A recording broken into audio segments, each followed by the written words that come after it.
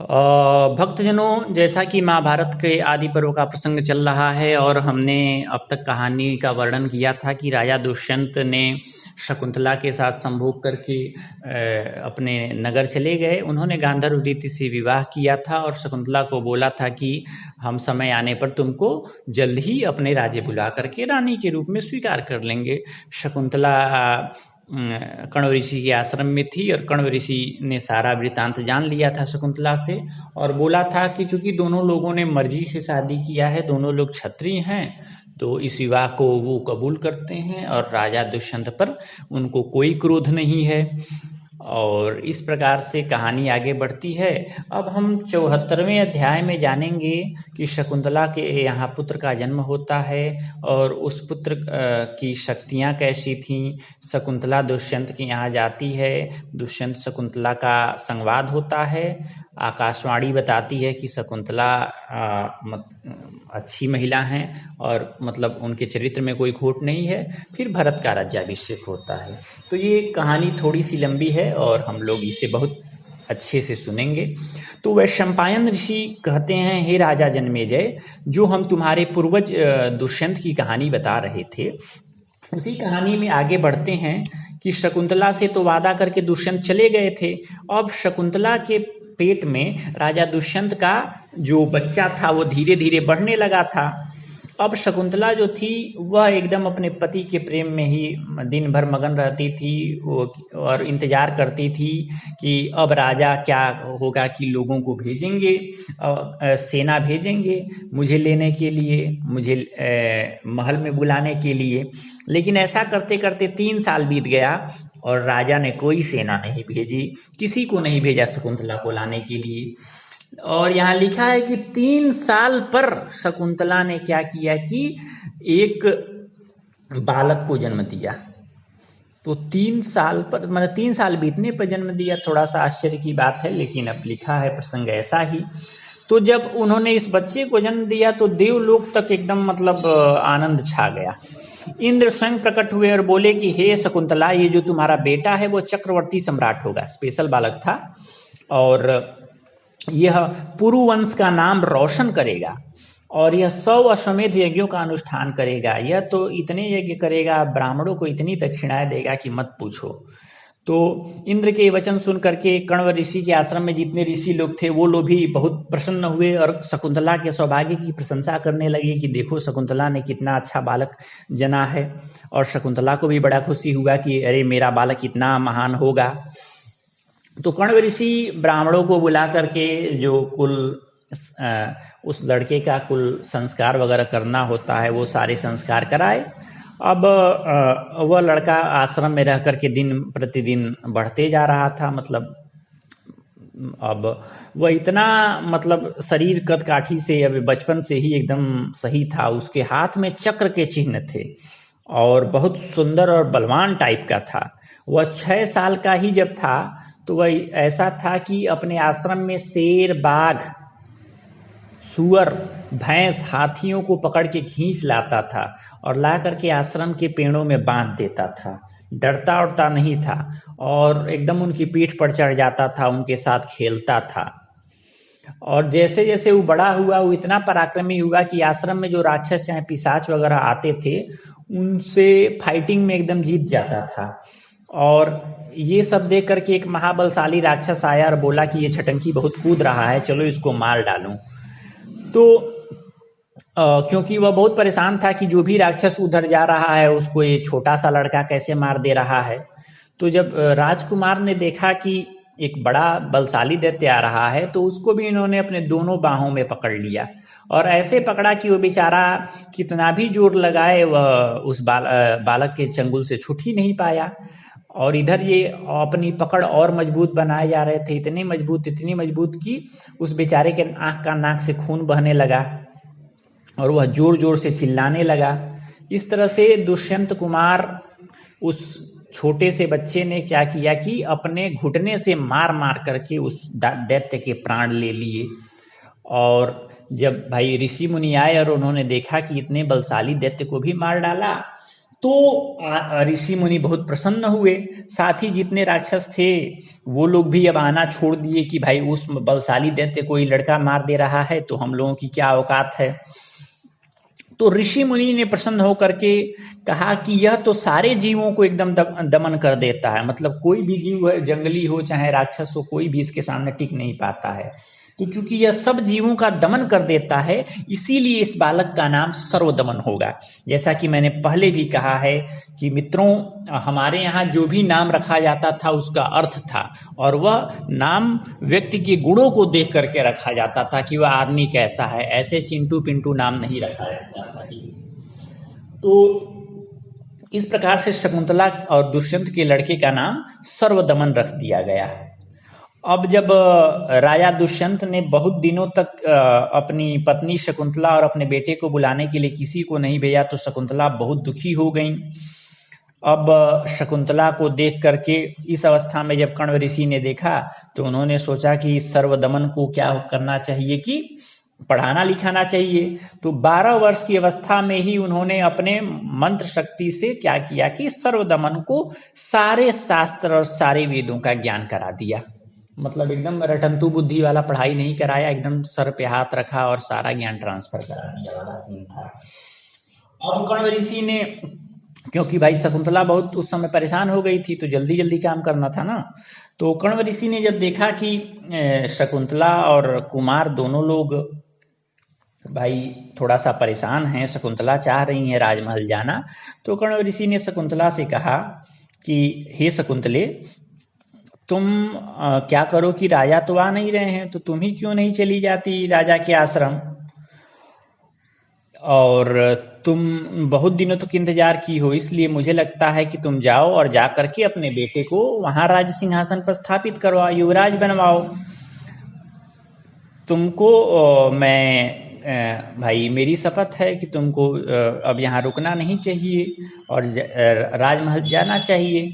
तो कण्व ऋषि ये बोल करके भरत को भी बहुत सारा प्यार किए और भरत को बोले कि ये बेटा भरत, भरत मतलब सर्वदमन शकुंतला का लड़का, चंद्रवंश में दुष्यंत नाम के एक प्रसिद्ध राजा हैं और तुम्हारी माता उन्हीं की महारानी है, तो तुम अपनी माता को लेकर के अपने पिता दुष्यंत के पास चले जाओ। वहां जाओगे तो राजा तुमको युवराज बना देंगे और उनकी आज्ञा का ही आज से पालन करना, वही अब तुम्हारे पिता हैं। फिर कर्ण शकुंतला से बोले कि हे शकुंतला, तुम पतिव्रता स्त्री हो तो तुमको राजा के पास ही रहना उचित होगा, और अपने शिष्यों को बोले कि शकुंतला और इसके बेटे को राजा के यहाँ पहुंचा दो, क्योंकि स्त्रियों का अपने भाई बंधुओं के भी घर बहुत दिनों तक नहीं रहना चाहिए, नहीं तो स्त्रियों का जो यश है वह नष्ट होता है। इसीलिए अविलंब अब पहुंचा दो शकुंतला को राजा दुष्यंत के यहाँ। तो कण्व ऋषि की आज्ञा मान करके शकुंतला चली अपने पुत्र को लेकर के राजा दुष्यंत से मिलने के लिए, और राजा दुष्यंत की ओर जाते शकुंतला को देख करके कण्व ऋषि भी लगे रोने, और उनके साथ जो अन्य ऋषि भी थे जो लोग शकुंतला का पालन पोषण किए थे वो लोग भी रोने लगे कि भाई देखो बिटिया विदा हो रही है। कण्व ऋषि ने क्या किया कि महर्षियों को बोला कि अरे मेरी बेटी को हमने कितने लाड़ प्यार से पाला था, बेचारी तुम लोग ऐसे रास्ते से लेकर के जाना जिस रास्ते में इसको बहुत चलना न पड़े। तो शकुंतला को लेकर के उनके शिष्य गए और राजा दुष्यंत के यहाँ आए। राजा दुष्यंत को के यहाँ पहुंचा करके सब लोग लौट आए, और शकुंतला ने राज्यसभा में आकर के भरत को कहा कि अपने पिता राजा दुष्यंत को प्रणाम करो बेटा। शकुंतला के पुत्र भरत ने दुष्यंत को प्रणाम किया, लेकिन दुष्यंत ने कहा कि हे सुंदरी, आप कौन हैं और अपने बेटे के साथ क्यों आई हैं, जरा बताइए। तो शकुंतला ने कहा महाराज, यह आपका लड़का है, इसे आप युवराज बनाइए, आपके संबंध बनाने से ये लड़का उत्पन्न हुआ है, आप अपने शर्त का पालन करिए, हम लोगों का विवाह हुआ है। तो राजा दुष्यंत ने कहा, दुष्ट तपस्विनी, मुझे तो कुछ भी याद नहीं, तुम इसकी औरत हो, तुम्हारे साथ मैंने वैवाहिक संबंध स्थापित किया है ऐसा तो मुझे बिल्कुल याद नहीं, तुम यहाँ से चली जाओ, चाहे कुछ भी करो, लेकिन तुम इस तरह मुझ पर आरोप न लगाओ। यह सुन करके शकुंतला बेचारी पूरी राज्यसभा में बहुत लज्जित महसूस करने लगी और एक खंभे के सहारे टिक करके खड़ी हो गई। बेचारी बहुत क्रोधित हो गई कि ये राजा क्यों हमारे साथ ऐसा व्यवहार कर रहे हैं। तो फिर वो बोली कि आप नीच कोट के आदमियों की तरह ऐसा क्यों कह रहे हैं कि मैं नहीं जानता तुमको। आप तो बहुत गलत आदमी हैं महाराज। आप आश्रम में आए जब कोई नहीं था तो आपने मेरे पिता की अनुपस्थिति में मेरे साथ संबंध बनाए और फिर आज आप कह रहे हैं कि भाई मैं नहीं जानते, मैं तुमको जानता ही नहीं हूँ। अरे महाराज, कोई नहीं अगर किसी को देखता है तभी सूर्य, चंद्रमा, वायु, अग्नि, अंतरिक्ष, पृथ्वी, जल, हृदय, यमराज, दिन रात, दोनों संध्याएं और धर्म, ये मनुष्य के अच्छे बुरे सभी आचरणों को देखते हैं। तो इसीलिए ये मत समझिए कि आपने जो किया है उसको कोई देखा नहीं है। और मैं तो आपकी पतिव्रता पत्नी हूँ। मैं ये नहीं समझ पा रही हूँ कि आप मुझे इस भरी सभा में क्यों अपमानित कर रहे हैं। हे राजन, अगर आप मेरी बात नहीं मानेंगे तो आपके सिर के 100 टुकड़े हो जाएंगे। आप ही का ये पुत्र है। पुत्र क्या होता है? पुत्र की परिभाषा है कि जो पुत्र नामक नरक से पिता को मुक्ति दिला दे, वही पुत्र होता है। यानी ब्रह्मा जी ने व्यवस्था बताई थी कि उस समय भाई पुत्र उत्पन्न किया जाए, तो ये प्रथा रखी गई थी। तो वह शकुंतला जो है वो पूरी महिमा बताती हैं कि पत्नी की महिमा क्या होती है, पत्नी किस तरह से पति के लिए, पति की मित्र होती है, पति की हमेशा रक्षा करती है, संकट के समय पति को कैसे संतोष देती है।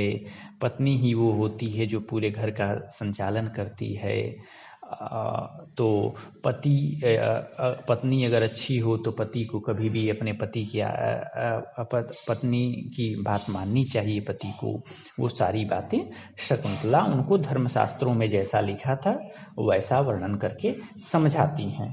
शकुंतला धर्मशास्त्रों में लिखी सारी बातों से समझाती हैं कि पत्नी तो पुरुष का आधा अंग होती हैं, वही पूरे खानदान को चलाती हैं। ऋषियों की में भी शक्ति नहीं है कि बिना पत्नी के संतान उत्पन्न कर सकें, इसीलिए महिलाओं की महिमा है। तो और वो ये भी बताती हैं कि भाई पुत्र सुख से बड़ा सुख तो इस धरती पर है नहीं, ये आपका स्वयं पुत्र आया हुआ है। चींटियां तक अपने अंडे का पालन पोषण करती हैं, फिर आप महाराज इतने श्रेष्ठ आदमी हो करके आप अपने पुत्र को गले क्यों नहीं लगा रहे हैं? ये बात मैं नहीं समझ पा रही हूँ। जब आपका पुत्र उत्पन्न हुआ था उस समय देवताओं ने आकाशवाणी की थी और कहा था कि ये लड़का परम प्रतापी होगा, 100 अश्वमेध यज्ञों का पालन करने वाला होगा। अरे महाराज, साधारण इंसान भी धूल में लपटे हुए अपने बेटे को देखता है तो वह गले लगा लेता है, और आप हैं अपने इतने उत्तम पुत्र को देख करके भी आप शक कर रहे हैं। कैसे आदमी हैं आप?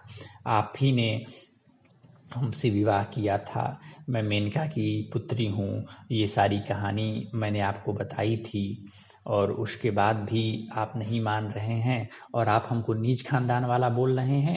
कुश नाम के महान जो ऋषि थे, जो ब्रह्मा जी के स्वयं संतान थे, वह विश्वामित्र जी के परदादा हैं। कुश के लड़के कुशनाभ थे, कुशनाभ के लड़के गाधी थे, और गाधी के लड़के विश्वामित्र थे। तो ऐसे श्रेष्ठ विश्वामित्र जी मेरे पिता हैं, और मेनका जो कि स्वर्ग की सबसे श्रेष्ठ अप्सरा हैं वो मेरी माता हैं। तो ये तो कहिए ही मत कि मेरा खानदान गड़बड़ है। मैं इतने उच्च कुल से आई हुई हूँ, और इसीलिए मैं आपके शरण में हूँ, और मुझे अपनी पत्नी के रूप में और मेरे बच्चे को बालक के रूप में स्वीकार करिए। लेकिन दुष्यंत ने कहा कि मैं तुम्हारे गर्भ से उत्पन्न इस पुत्र को नहीं जानता हूँ। स्त्रियां तो झूठ बोलने में सबसे आगे होती हैं, तो तुम्हारी बात को कौन माने? और तुम्हारी माता जो मेनका है वो भी तो वैश्या हैं, क्रूर स्वभाव वाली हैं, जिन्होंने तुमको उसी तरह से मतलब पैदा करके तुमको छोड़ करके चली गई। और तुम्हारे पिताजी भी कौन श्रेष्ठ आदमी हैं जो कि एक कन्या मतलब मेनका को देख करके काम के अधीन हो गए, वो भी तुम्हारा पालन पोषण नहीं किए, वो भी तो अत्यंत निर्दयी आदमी ही हमको समझ में आते हैं। अरे जो माँ बाप अपने बालक का, अपनी कन्या का पालन पोषण नहीं किए, वो अच्छे कैसे हो सकते हैं? तो पहली बात। और दूसरी बात कि तुम कह रही हो कि मेनका अप्सराओं में सबसे श्रेष्ठ हैं और विश्वामित्र महर्षियों में सबसे श्रेष्ठ हैं और तुम उनकी संतान हो, तो उनकी संतान होकर के ऐसे भ्रष्ट महिलाओं के जैसे, व्यभिचारिणी स्त्रियों के जैसे झूठी बातें क्यों कह रही हो? तुमको लाज नहीं आती? मेरे सामने ऐसी बातें कहते तुमको शर्म नहीं आती कि ये मेरा बेटा है? कहाँ श्रेष्ठ विश्वकर्मा विश्वामित्र और मेनका, और कहाँ तुम जैसी तापस दीनहीन नारी? और तुम्हारा पुत्र तो एकदम खंभे जैसा दिख रहा है। यह बाल्यावस्था में ही इतना बलवान कैसे हो सकता है? मुझे लगता है कि तुम छोटी जाति की स्त्री हो और मेनका ने भी भोग कामना के वशीभूत होकर के तुमको जन्म दिया है, इसीलिए तुम इतनी नीच बुद्धि की आदमी हमको समझ में आ रही हो। तुम जहाँ से आई हो वहीं चली जाओ और मुझको परेशान न करो। तो शकुंतला ने देखा कि राजा मान नहीं रहे हैं, तो शकुंतला फिर से अपने कुल खानदान की महिमा बताने लगी कि देवता लोग भी मेनका के पीछे पीछे चलते हैं, मेनका का आदर करते हैं, तो उस मेनका की मैं लड़की हूँ। तो मेरा कुल खानदान तो आपके कुल खानदान से बढ़िया है ये है, और आप तो केवल धरती पर चल सकते हैं। मेरी शक्तियाँ हैं कि मैं आकाश में भी चल सकती हूँ। तो अगर मैं आपसे अपनी तुलना करूँ तो मैं आपसे 100 गुना अच्छी हूँ। आप मैं सुमेरु पर्वत के समान हूँ, तो आप सरसों के बिया के समान मेरे सामने हैं।